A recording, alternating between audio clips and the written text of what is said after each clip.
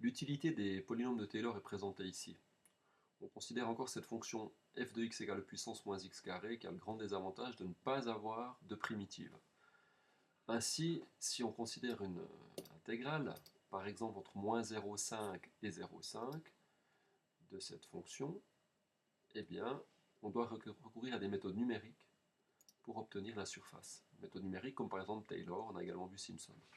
Ce qu'on va constater ici, c'est que la méthode basée sur Taylor est beaucoup plus efficace que la méthode de Simpson. Donc cette surface vaut 0,9226.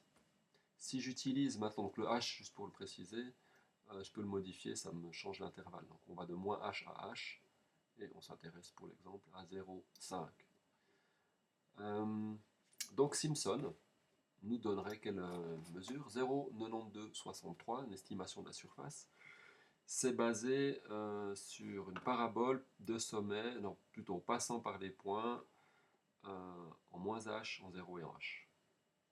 Donc le calcul, vous vous souvenez, c'est b-a sur 6, donc ici ça fait 1 sur 6 fois f de moins 0,5 plus 4 fois f de 0 plus f de 0,5. Ce 0,9263 est à comparer avec les différentes surfaces qu'on obtient avec Taylor.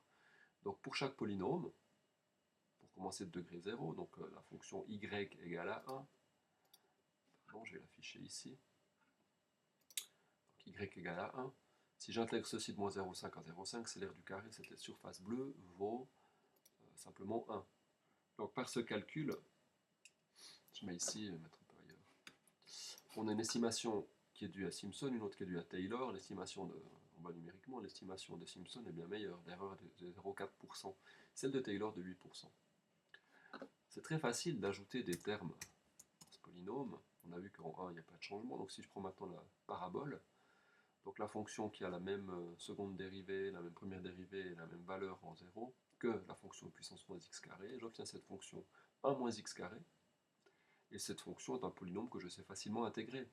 Contrairement à la fonction initiale qui n'a pas de primitive, les fonctions estimation, donc les polynômes de Taylor, sont intégrables.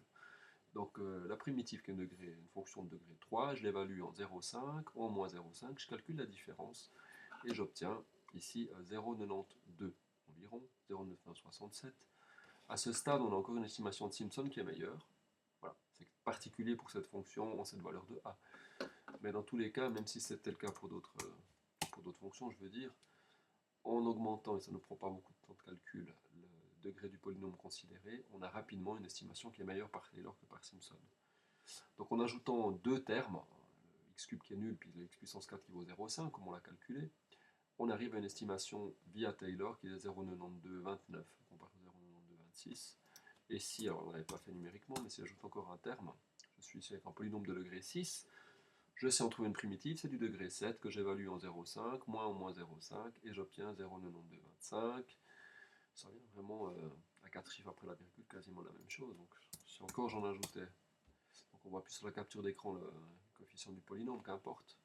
Là, on est à 4 chiffres significatifs près sur la bonne réponse. Voilà, beautiful, isn't it?